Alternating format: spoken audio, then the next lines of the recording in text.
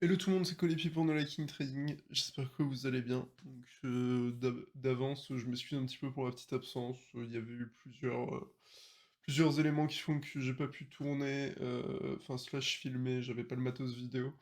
Donc ça explique un peu cette petite absence, je vais essayer de reprendre plus régulièrement. Donc on commence directement BTC ETH, ensuite le petit point sur la macro et le petit point sur les alts que vous m'avez demandé sur le Discord. Let's go. Alors, on va commencer directement par le BTC comme d'habitude. Donc, on a eu un bon réveil ce matin. Donc, on avait congestionné, enfin, congestionné entre guillemets, sous ce point of control, du coup, qui se situait sur les 21 400, 21 300. C'était notre niveau clé à passer avant, du coup, ce niveau des 22 000 qui constitue pardon, notre résistance. Donc, le niveau 22 000 extrêmement important. Maintenant, celui qu'on veut voir absolument conserver, du coup, c'est cette confluence point de contrôle plus moyenne mobile court terme, donc les 21 400 que vous voyez ici, qui sont, à mon sens, extrêmement importants à conserver. Donc, pareil, si je me mets en 4 heures, ça sera les 21 000. Donc là, d'ici quelques heures, à mon avis, ce sera les 21 500. Donc, vous voyez, on a une bougie à fort momentum ici en 4 heures. Donc on pourrait très bien venir clôturer ici toute cette imbalance qu'on a ici, parce qu'il y a eu beaucoup d'acheteurs agressifs ici. Je ne vais pas vous montrer le footprint, mais beaucoup d'acheteurs agressifs forcément pour avoir un momentum aussi puissant. Et du coup, on pourrait très bien venir clôturer un petit peu cette imbalance avant de venir rechercher plus haut. Donc, à mon sens, en tout cas, c'est vraiment le point à conserver à court terme. Donc, je vais me remettre un petit peu, je vais redézoomer un petit peu. En revanche, du coup, entre, on va dire, cette borne-ci, je vais le mettre en pointillé, ça sera à mon avis un petit peu plus clair. Hop, je vais le mettre en... Ouais, comme ça c'est très bien. Donc entre cette borne-ci et, bon, dans un premier temps, on a celle-ci, mais qui est pas non plus hyper relevant. Vous voyez, on n'a pas énormément de volume ici. On va dire ici et ici, il y a vraiment très peu de volume. Donc c'est pour ça que j'ai mis la flèche. On devrait pouvoir téléporter très vite aux 28 000. Donc c'est en tout cas notre prochain seuil de résistance majeur, c'est celui que tout le monde a à l'œil, vous le savez. Hop, je vais enlever un peu quelques trucs, c'est un peu le bordel. Donc pourquoi point majeur? Je vous ai montré ça. Parce que tout simplement, bah, si vous étiez dans la crypto du coup ces dernières années, vous le savez, c'est donc on avait décollé ici, c'était ultra impressionnant. On avait replié un petit peu, tout le monde s'était posé la question, est-ce déjà la fin du bull run? Tesla avait acheté ici et c'est ce qui nous a donné cette deuxième immense jambe haussière. Donc on en a vraiment eu deux d'affilée. On a eu la première ici qui était parabolique, petit repli, Tesla achète et on finit sur la deuxième jambe baissière, sur la deuxième jambe haussière, pardon. Donc niveau des 28-30 000 extrêmement important. Donc en plus de ça, on est venu le retester durant du coup l'été 2021, donc la petite période de correction qu'on a vue durant l'été 2021. Donc vraiment, et en plus on a congestionné dessus cette année. Donc vous voyez, c'est vraiment ces trois, enfin ces quelques moments qui étaient assez importants pour le BTC et qui font que le niveau des 28-30 000 est observé par beaucoup d'intervenants. Donc c'est pour ça que c'est ce que je regarde en priorité. Et en plus de ça, encore une fois, en termes de volume, c'est notre prochain nœud de volume. Donc vous voyez, on a un high volume node ici, donc on veut absolument conserver. On a un autre high volume node ici, et entre deux, vous voyez, il n'y a que dalle en volume, il n'y a vraiment rien. Et c'est pour ça qu'on peut très vite TP sur les 28 000. Donc pour l'instant, on ne se précipite pas. Si vous n'êtes pas du tout dans le train, on peut éventuellement prendre une louche, mais là, vous prendre un petit peu de BTC ici, mais vous savez que vous achetez une résistance. On peut, hop, je vais passer un petit peu en 2 heures. Donc imaginons que vous achetez ici, ok, vous achetez en plein sur la résistance, mais vous voulez absolument être dans le train. Ok, hop, je vais mettre en 4 heures, comme ça je mets les moyennes mobiles. Hop, nickel. Donc, ok, vous achetez ici en plein milieu d'une résistance. Le prix se replie, mais vous n'avez pas tout claqué sur le haut de cette résistance parce que ça n'a aucun sens. Donc, on a un repli ici sur ces niveaux, 21 500, confluence moyenne mobile, ok. Et on a une réaction ici. Donc, vous pouvez profiter de cette réaction pour re-rentrer. Du coup, vous avez average down entre ce niveau et ce niveau. Vous devrez avoir une entrée à peu près comme ça, ce qui est beaucoup plus convaincant. Mais en même temps, si ça pète tout de suite, vous voulez vraiment être dans le train, bah vous serez dans le train quand même. Donc voilà, c'est en tout cas ce que je joue personnellement. Donc, moi, c'est surtout via des options. Mais pour les moves swing, généralement, je prends des options. Je préfère trader comme ça. Je trouve ça plus rentable, notamment si on prend des options out of the money. mais c'est tout à fait jouable en spot, en futur, donc prendre une louche ici, reprendre une louche si on replie, avoir une invalidation en dessous de la moyenne mobile 100 en 4 heures. Ça peut être un plan tout à fait viable, donc on peut aller chercher les 24 000, les 25 000, 26 000. Autre chose que je voulais rajouter, ça m'y fait penser, mais ne soyez pas trop gourmand, ok? Donc il y a très peu de volume entre les 28, les 23 000 et les 29 000, c'est un fait, mais beaucoup d'intervenants vont essayer de prendre leur profit sur les 30 000. Donc, ok, soit, ça fait qu'ici, ça sera sûrement un sell wall sur ces niveaux, mais on peut très bien aussi pas du tout y retourner. Donc imaginons que vous avez average down, bon, imaginons que vous avez acheté les 22 000 et on break, ok, cool. Vous prenez des profits sur les 24 000 et après vous passez à break-even. Genre. Déjà, juste gagner de l'argent en swing dans ce type de marché est déjà bénéfique. On n'a pas besoin d'aller chercher des performances hallucinantes. On ne peut pas retrouver les performances si vous avez connu 2020, 2021. Vous ne pouvez pas retrouver ces performances en swing. Je suis désolé pour vous. Par contre, il faut vraiment la jouer sécure parce que si vous la jouez pas sécure, vous risquez de vous prendre un méchant revers par le marché. Donc voilà, je pense que j'ai globalement fait le tour de tout ce qu'il y avait à dire sur le BTC. Donc en plus, sur les 29 000, on a cette moyenne mobile 100 qui est extrêmement appréciée des intervenants et qui est extrêmement observée. Donc on a une belle confiance encore une fois sur ces niveaux. Si on va les rechercher, ce sera vraiment une très très belle occasion pour alléger les positions. Si vous n'êtes pas encore dans le train, achetez ici, mais pensez à pouvoir average down, ne mettez pas tout votre net force ici. Jouez-la proprement au futur, n'abusez pas des leviers, ou en tout cas, il y a une gestion de risque cohérente, et ça devrait bien se passer. Donc évidemment, on peut rejeter. Donc, typiquement, si on fait un petit move du genre, hop, on vient chercher un petit peu en dessous, au-dessus, pardon, et on réintègre, là, ça serait une très très belle occasion de short. Donc là, il faudra couper ses positions longues et du coup pouvoir ouvrir un short. Mais sinon, globalement, n'oubliez pas qu'on a quand même fait un moins 60% depuis avril et que désormais on a plus de probabilité quand même de faire un move haussier après 60% de baisse, encore une fois, c'est astronomique, que refaire à nouveau une jambe baissière sans aucune correction. Donc, sans aucune correction, c'est-à-dire que là, bon, on s'arrêterait là et on irait directement aux 15 000. Pour moi, il y a moins de probabilité. Je dirais qu'il y a 70% de chances qu'on aille plus haut et 30% de chances qu'on aille plus bas. Donc voilà, pour le BTC, donc je vais passer maintenant à ETH. Ok, donc on va maintenant passer au ETH. Je ferai le ratio ETH-BTC juste après parce qu'il est pas mal intéressant aussi en termes de points clés. Mais dans l'immédiat, tout ce que je peux constater, c'est que ETH est plus strong que le BTC. Donc il réagit mieux, il a plus de force à la hausse. Donc on est passé au-dessus de l'ATH de 2018. Donc c'est assez amusant de constater que vous voyez, on a eu une réaction pile poil sur l'ATH de 2018 sur la journée du 16 juillet. Donc vraiment, on est venu le chercher pile poil et on a du coup corrigé très légèrement derrière, enfin, on s'est replié. Et aujourd'hui, on pulvérise ce niveau. Donc évidemment, la suite des événements va surtout être conditionnée par comment les US ouvrent. Donc là, il est 15h17 à l'heure où je vous parle. Ça sera 15h30, donc à surveiller de près. On a, je ne l'ai pas dit, c'est vrai que je ne fais plus le calendrier économique, n'hésitez pas à aller checker sur Investing, c'est super important. Je sais qu'il y a des chiffres sur l'immobilier qui arriveront dans la semaine, donc il faut espérer qu'ils ne soient pas trop trop mauvais pour éviter de casser la dynamique des marchés risk-on, qui sont remis un petit peu. Mais en tout cas, surveillez, toujours regarder un petit peu le calendrier économique, ce qui se passe, se tenir au courant. Pour en revenir du coup à l'ETH, donc on a passé, là je vais ici dans un premier temps, donc on n'a pas parlé, mais on avait en tout cas très très bien identifié, vous pouvez remonter sur les vidéos, je sais plus de quand date la dernière, mais vous voyez on a très très bien identifié que les 1200 c'était notre résistance et les 1000 notre support, donc c'était très bêtement un range. Donc on pouvait rentrer sur ce breakout, moi vous savez j'aime pas trop rentrer sur les breakouts, mais en tout cas ce qui se passe actuellement c'est assez intéressant.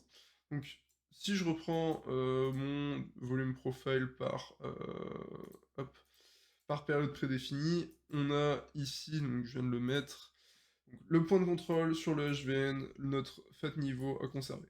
Ok, donc ça c'est ok.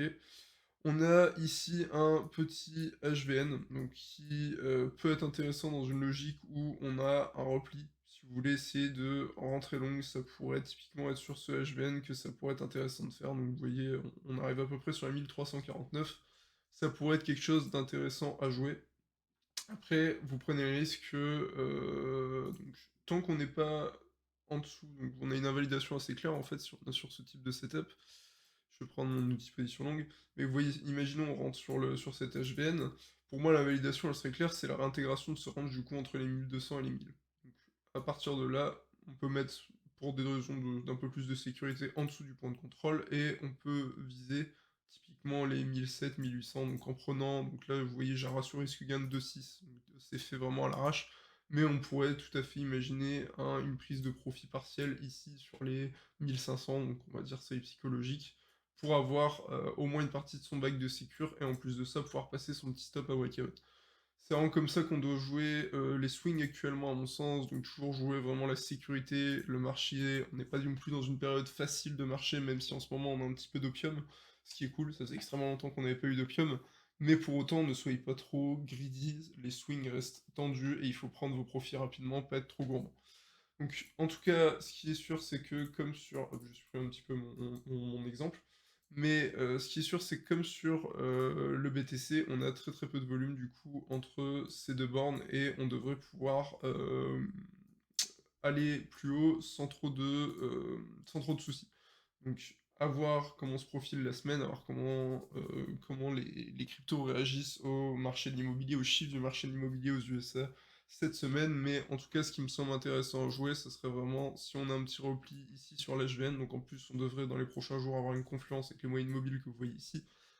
L'invalidation, elle est très claire, ça serait une réintégration de ce range, donc on peut mettre en dessous du point of control annuel sur les 1220, pardon, et jouer un move comme ça. Personnellement, c'est ce qui me paraît très pertinent, donc je vais rapidement passer sur le ratio ETH-BTC, mais vous voyez du coup, on a une très claire surperformance de l'ETH sur le BTC ces derniers jours, donc là je suis en 3 jours, je vais enlever mon moyenne mobile parce que c'est pas pertinent. Donc intéressant de remarquer, hop, donc on avait défini ce range entre ces deux bornes, donc entre les 55 000 Satoshi et les 78 000 Satoshi, c'était notre gros range, celui où on s'est baladé tout au long de l'année 2020, 2020-2021, non 2021 même, ouais 2021 pardon. Donc on a eu une réaction sur le bas de ce canal, on avait déjà repéré qu'il y avait quelques petites bougies qui avaient été rachetées ici que je trouvais assez intéressant. Et effectivement, le THDR a pas mal surperformé le BTC, donc on est sur un niveau assez important, donc qu'on est en train de passer, mais je suis en 3D, hein, c'est pas non plus d'une précision absolument légendaire, mais je trouve qu'on est sur un niveau assez important des 65 000 Satoshi, donc pourquoi il est important? Simplement parce qu'on l'a beaucoup travaillé, donc je vais supprimer ces deux petits trucs-là, ici et ici. Ok, donc vous voyez ici on a travaillé ce niveau, ici on l'a travaillé, donc ici on va pas compter, ici on l'a travaillé, ici on l'a travaillé, et ici on l'a travaillé aussi comme support, même s'il y avait eu des mèches, bref. Donc vous voyez, les 65 000, en plus d'être le milieu de ce range, c'est surtout un niveau qui a pas mal réagi au fil de cette dernière année 2021, donc c'est pour ça que c'est un point assez clé, et je serais pas étonné que soit le TH congestionne sur ce point, enfin le TH BTC congestionne sur ce niveau, soit on a un petit repli de TH. Donc ça c'est my take pour le coup, mais ça m'étonnerait pas que ça aille dans ce sens. Hop. On doit toujours, enfin on devrait dans la logique des choses, rester dans une tendance baissière sur le TH, donc c'est-à-dire une tendance baissière, là on a marqué un sommet qui était plus haut que le précédent, là on a marqué un creux qui était plus haut que le précédent, et ici on a shift de tendance, on a changé de tendance parce qu'on a fait du coup un sommet qui était en dessous de celui-ci. Donc, on a marqué creux ici, creux plus bas que le précédent, donc maintenant on devrait marquer un lower egg, un creux plus bas que le précédent pour continuer cette tendance. Dans cette optique, ça me semblerait logique que ça se fasse sur le milieu de ce range, puisque c'est un niveau qu'on a pas mal travaillé, mais pour l'instant j'ai pas plus de confirmation que ça, et c'est que pure hypothèse. On verra dans les prochains jours ce qu'il en est de ce côté-là, du côté de l'ETH-BTC. Mais en tout cas, pour vraiment continuer cette tendance, donc ce qui me semble logique hein, dans un marché où on se recentre sur les grosses capitalisations et on fuit les valeurs assez spéculatives. Donc, les cryptos sont spéculatifs dans l'absolu, hein, qu'on soit ok, mais le BTC est quand même réputé pour être la plus solide et devrait mieux tanker que la plupart des alts. Donc même si Ethereum n'est plus trop à considérer comme une alt, à mon sens, au vu de la capitalisation, ça n'a rien à voir avec la majorité des alts, mais pour moi ça devrait quand même être le BTC qui lead. Donc il lead de toute façon depuis ce début d'année, hein, on peut le voir avec ce changement de tendance. Il continue son lead pour le moment et je pense que ça devrait durer dans ce sens. Donc voilà, n'hésitez pas à me donner, votre avis pour le coup sur le THBTC, je serais assez, curieux de le savoir et on va pas perdre plus de temps et on va décaler directement sur, le petit point sur la macro. Donc on va passer, assez rapidement sur les marchés américains, sur les taux US à 10 ans, sur l'indice de force du dollar. Je te rappelle que c'est pas non plus mon domaine de prédilection, on va dire les marchés tradis, je suis obligé de les suivre et j'adore les suivre, j'adore la macroéconomie, mais c'est vraiment plus sur les cryptos que je trade activement. Enfin, j'ai jamais tradé les marchés traditionnels, même s'il faudrait que je le fasse à un moment. C'est juste beaucoup plus chiant, les frais sont beaucoup plus élevés, enfin bref. C'est dans la liste des choses à faire, mais plus tard. Ceci étant dit, concernant du coup donc là c'est le SPX, c'est simplement les marchés futurs, donc ça ouvre, le SPX ouvre d'ici 3 minutes. Donc pour moi, on a quelques points clés, à savoir, dans un premier temps, 4050. Donc pourquoi les 4050? Très simplement parce que c'est, notre value area high du mois de mai, si je dis pas de bêtises, tac tac tac. Je vais vérifier et me dire. Ouais, ouais, c'est ça. Donc, c'est notre value high du mois de juin, plutôt. Donc, du mois de juin. Et c'est par conséquent, sachant qu'on est du coup dans une tendance baissière, donc ça j'ai pas rappelé, mais évidemment, tendance baissière sur le SPX, on va de plus en plus bas en fonction des différents sommets creux. Donc, vous voyez, notre dernier sommet était du coup sur le niveau des 4167, 4165, bref, ce rectangle ici que vous voyez, enfin ce cercle que je fais ici. Donc ça, c'était notre dernier sommet. Dans la logique d'une continuation de tendance baissière, on devrait marquer du coup un sommet plus bas que ce sommet ici. Donc pour moi, les 4050, ça répond pas mal à ce point, déjà parce que c'est un... Donc si on arrive du coup à s'affranchir des sommets ici, donc les sommets ici, ça représente un high volume node. Hop, donc je vais le prendre. Donc là, vous voyez, il y a un petit peu de volume sur ces niveaux, donc c'est pour ça que c'est résilient. On peut le voir aujourd'hui, ça a été pas mal vendu quand on arrive sur ces niveaux. Si on arrive à s'en affranchir, on a extrêmement peu de volume jusqu'au 4050. Donc 4020, 4050, 4040, tous ces niveaux-là, ça serait à mon avis des niveaux que les intervenants vont plutôt chercher à vendre.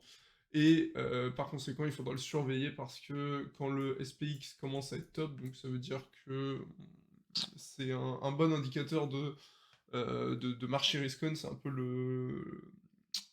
l'incarnation du marché risk-on, le SPX, donc aux yeux de la finance traditionnelle.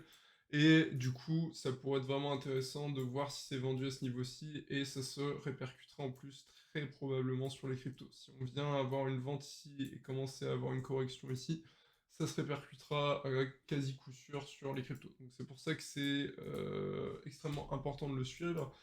Moi, personnellement, c'est vraiment le niveau que je surveille, notamment en plus si on vient passer au-dessus du coup de ce niveau des 3900, donc ça constitue notre résistance pour le moment, c'est un HVN, donc le HVN du mois précédent, et donc c'est pas notre value area pour le moment, mais ça devrait se transformer dans pas longtemps. On espère aller au-dessus, aller chercher les 4050, donc ça nous donnera un bon boost pour les cryptos, un bon boost supplémentaire de ce qu'on a déjà. Et derrière, aller, donc on avisera une fois qu'on est là comment on se comporte. Il y aura le FOMC aussi qui arrivera la semaine d'après, donc c'est pour ça qu'après il y aura des événements qui pourront influer, qui influeront probablement là-dessus. Et c'est pour ça que je me méfierai plus. Mais en tout cas, pour moi, clôture au-dessus, enfin, si on arrive à passer proprement au-dessus de ce niveau des 3900, étant donné du très faible volume ici, on devrait pouvoir téléporter assez rapidement sur les 4040-4050. Qui est du coup notre VH. Donc ça c'est pour le SPX ouverture. Bah, maintenant, on va voir un petit peu comment ouvrent les burgers. Hop, donc, on ouvre à la hausse, donc à voir un petit peu dans les prochaines heures comment ça se profile, mais pour le moment on ouvre à la hausse, on a créé un petit peu de gap, donc c'est pas impossible qu'on vienne hop clôturer ce gap ici. Rien n'est moins sûr, on va suivre ça de près dans les prochaines heures. Donc les taux US à 10 ans, pas grand chose à dire de plus sur ce graphique, en fait on reste très très contenu, les 3,25 ont été rejetés, ce qui est une très très bonne chose, étant donné que c'était notre pic de 2018. Maintenant on congestionne calmement autour des 3%, donc évidemment on voudrait le voir un petit peu baisser, le voir s'approcher des 2,73, c'est ça qui nous intéresserait, mais pour le moment, rien à signaler, on congestionne tout simplement autour des 3%. Et concernant... Hop, ma souris galère. OK. Concernant du coup le DXY, donc lui qui a fait une performance absolument, folle, donc j'ai du mal à estimer personnellement si le dollar est fort ou si toutes les autres monnaies sont faibles. Mais en tout cas, force est de constater qu'il nous a fait un mouvement parabolique le DXY. Donc ça serait plutôt cohérent après un mouvement aussi parabolique de refroidir un petit peu. Donc on a été chercher un petit top. Donc vous voyez si je reprends donc là on est en 2002. Donc notre dernier top c'est ici, on va dire sur les 108 531 et je pense que c'est à peu près ce niveau. Donc on est venu chercher au-dessus, je suis en 3D. On est venu pile en fait taper dessus, on a fait une petite mèche et pour le moment on a l'air de le rejeter. Donc personnellement, si j'appliquais bêtement ce que je sais au graphique du DXY, la logique voudrait qu'on vienne ici parce qu'il y a de l'imbalance, mais effectivement le DXY c'est un petit peu plus particulier à traiter parce que c'est tout simplement un panier de devises contre le dollar.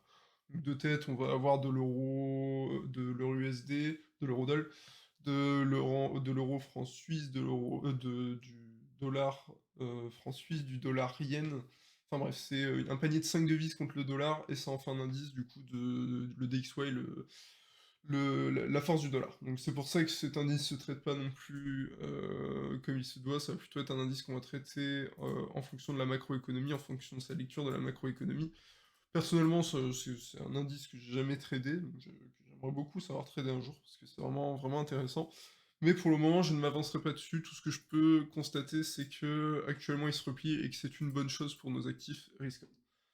Donc voilà, je pense que j'ai à peu près le tour j'ai à peu près fait le tour, pardon, pour le point macro.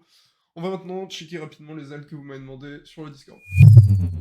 Ok, donc on va maintenant rapidement passer sur les alts que vous m'avez demandé sur le Discord, à commencer par le Solana. Donc Solana, bon, qui réagit hein, comme l'ensemble du marché. Je crois qu'il a fait plus 16% depuis le début du mois, donc depuis le petit relief qu'on a, ce qui est pas déconnant, mais ce qui est pas non plus dans le top. Donc un truc assez ouf que j'ai remarqué, enfin c'est ouf, assez intéressant que j'ai remarqué, c'est que il y a pas mal de coins issus de la DeFi qui pump pas mal. Donc je pense notamment à Uni ou à AAVE. AAVE, je sais pas comment on le dit, mais bref. Ces tokens ils sont issus de la DeFi du coup et ils ont pas mal pump, donc ce qui peut poser questionnement. Moi dans l'absolu, ce que je constate, c'est surtout que le secteur de la DeFi il s'est fait exploser depuis le début de ce bear market, hein, depuis la fin de l'année 2021, le secteur de la DeFi s'est fait arracher. Et j'ai plus l'impression que c'est en réponse, on va dire, à une baisse plus forte que les autres secteurs que une réelle démarcation de la DeFi.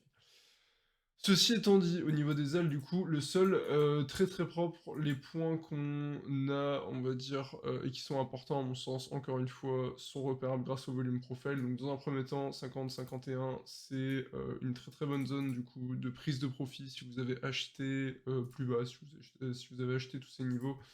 Je vous conseille de prendre une partie de vos profits si vous avez acheté ces niveaux, parce que vous devriez avoir un ratio 1, et du coup, vous pouvez prendre une petite partie de vos profits ici. Mais les 50, du coup, ça représente un deuxième high volume node important. Donc vous voyez, on a passé ce point de contrôle ici.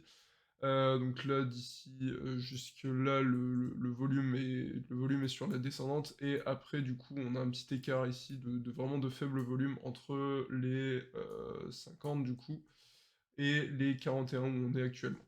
Donc c'est notre premier écart. Donc, ensuite, on va avoir du coup les 50-52, c'est un petit HVN qui est ici. Et ensuite, pour le coup, on va avoir ici un immense manque de volume, donc ce qui fait que pour le peu qu'il y ait un peu d'envie acheteuse, un potentiel relief, un potentiel vraiment des acheteurs qui arrivent, je pense qu'on peut très facilement TP aux 80$ pour Solana. Donc pourquoi les 80$ déjà? Encore une fois, si vous dites actuellement à quelqu'un Solana à 80$, d'ici quelques semaines, il va vous dire c'est impossible. Donc, ce qui indique bien que les gens sont encore dans l'absolu assez bearish. Donc, si on doit avoir, donc là vous voyez on a eu un petit relief comme ça, mais c'est que dalle. Vous voyez bien la chute qu'on a fait, elle est absolument astronomique par rapport au mini relief qu'on a ici. Donc, en réponse, on pourrait avoir un relief assez puissant, parce que, à mon sens, personne s'y attendrait. Un truc assez puissant, c'est quelque chose que les gens ont du mal à voir après des mois de descente lente, enfin de descente assez violente et douloureuse. Donc ça m'étonnerait vraiment pas qu'on ait un relief beaucoup plus puissant que prévu. En tout cas, pour le moment, ce qui est sûr, c'est que Sol a dans un premier temps le besoin de passer ce niveau des 50-52. Quand on aura passé du coup ce seuil, là on rediscutera de ce potentiel énorme push entre les 80 et les 52, ce qui est vraiment fat, hein, ça représente, je sais pas comment ça représente en termes de pourcentage, je vais regarder ça tout de suite, mais entre 50 et 52, ça nous fait un plus 55%. Donc vous voyez, ça serait un truc extrêmement intéressant, vous aurez le temps de le voir venir. En tout cas, d'ici là, pour l'instant, on reste dans des niveaux avec quand même pas mal de volume. Donc cet HVN, notamment ici, on a un autre HVN ici, et ensuite, ici, c'est le grand vide. Donc c'est pour ça, c'est les points qui intéressent pour le moment. Donc à la baisse, le point conservé, ce serait le point de contrôle, et ce niveau des 35, là, tous ces niveaux-là, ce serait vraiment les niveaux à conserver. Et si on a du coup un retour sur ces niveaux, ça pourrait être intéressant d'essayer de bid.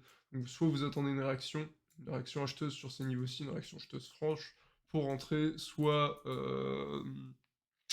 vous attrapez le couteau qui tombe au risque qu'on aille plus bas. Pour moi, l'invalidation, elle serait relativement claire, ce serait si on repassait franchement en dessous de ce niveau. Là, à mon sens, ce serait intéressant de couper le trade dans le but d'essayer plutôt de chercher le bas du range cette fois. Mais tant qu'on reste, on va dire, sur ces seuils ici, le sol me paraît assez intéressant. Donc, le TH super forme le sol pour le moment, donc c'est pour ça, à la limite, vous pouvez vous exposer aussi sur le TH.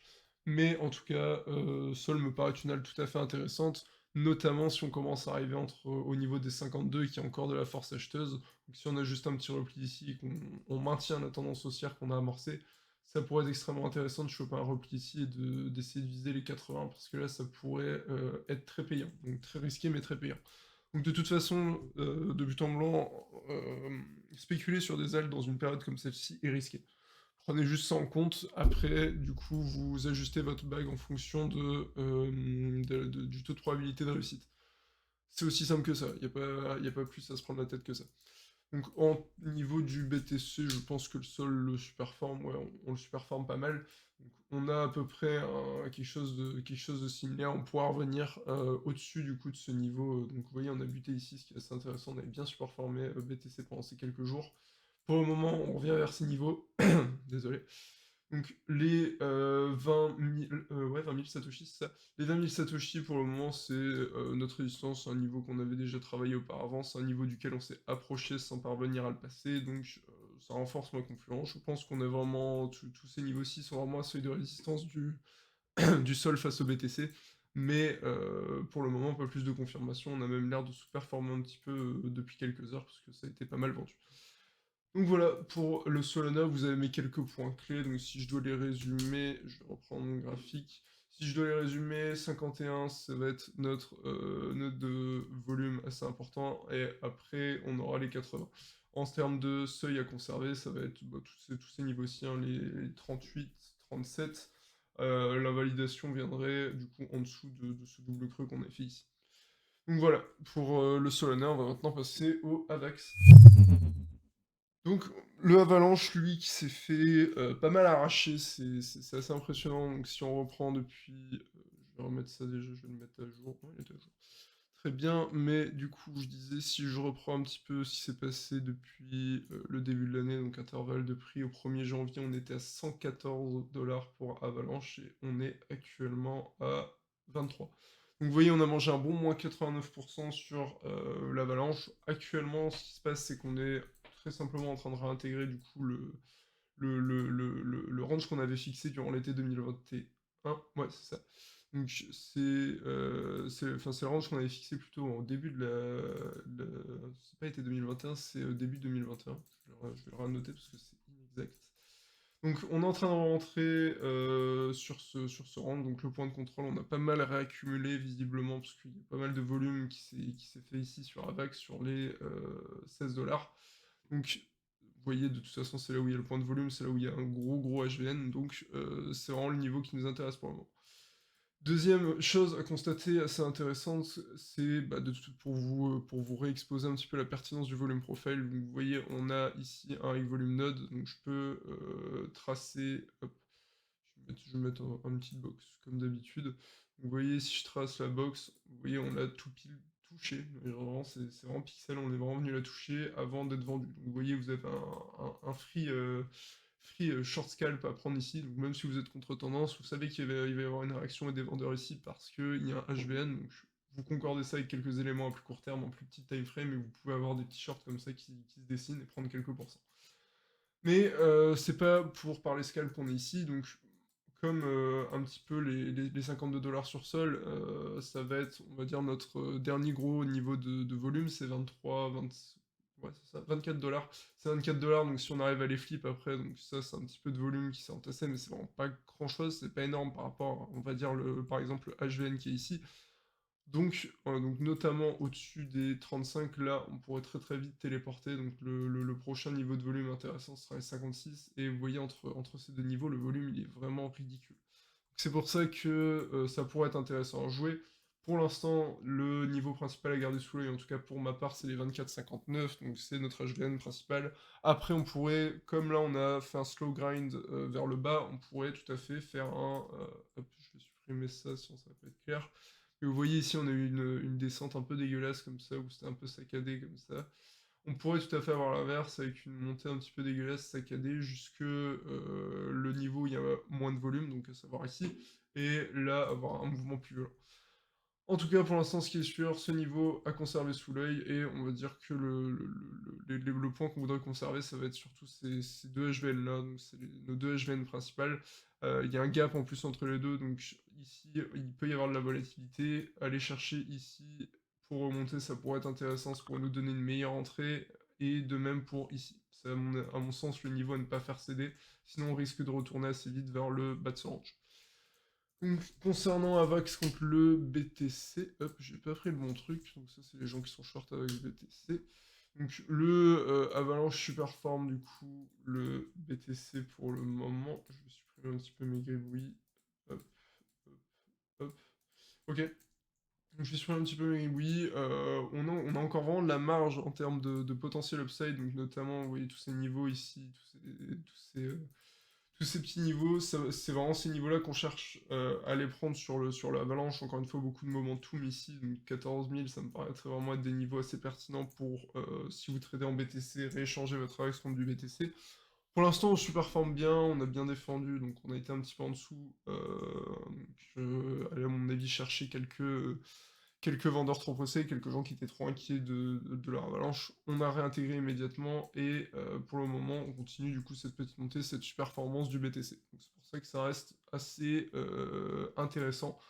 Pourquoi pas, moi, je trouve pas ça, encore une fois, foncièrement intéressant. Vous avez peut-être un potentiel upside plus élevé, mais en même temps, le coin réagit tellement moins fort que ça me semble moins intéressant, par exemple, qu'un ETH qui réagit très très bien, qui est plus solide, mais qui sera très certainement moins volatile. Là, ça dépend vraiment de comment vous la jouez, mais moi, personnellement, je préfère vraiment traiter les grosses capitalisations en ce moment, c'est ce avec quoi je me sens le plus à l'aise. C'est pour ça que c'est souvent les mêmes alts qui reviennent, hein. C'est pour ça que je prends souvent Solavax, c'est parce que c'est quand même parmi les alts que je garde un petit peu sous l'œil au cas où il y a quelques trucs à faire. Mais essentiellement maintenant, ça va vraiment être du BTC et de l'ETH que je traite, et j'ai du mal en ce moment avec les altcoins, en gros. Donc voilà, pour ce qui est du coup de l'avalanche, on a à peu près fait le tour des altcoins. Donc voilà. Donc voilà pour aujourd'hui l'équipe, j'espère que ça vous aura aidé, j'espère que ça vous aura plu. Donc je le redis, maintenant je le redis de plus en plus souvent parce que j'y pense, mais n'hésitez pas si vous avez des questions, le Discord No Liking Trading, il y a un channel analyse YouTube, n'hésitez pas, vous me pinguez et je peux essayer de vous répondre, je peux essayer de vous donner des éléments de réponse, des ressources ou de vous rediriger, mais en tout cas je ferai de mon possible si vous avez des questions, il n'y a vraiment aucun souci de ce côté. Donc, je vous invite évidemment à rejoindre le Discord No Liking Trading si c'est pas déjà fait, vous trouverez le lien dans la description. Et pour terminer, notre partenaire officiel pour trader les crypto-monnaies, c'est Bybit, et vous trouverez un lien de parrainage dans la description. Sur ce, je vous souhaite à tous une très bonne semaine et surtout un bon trading. Salut!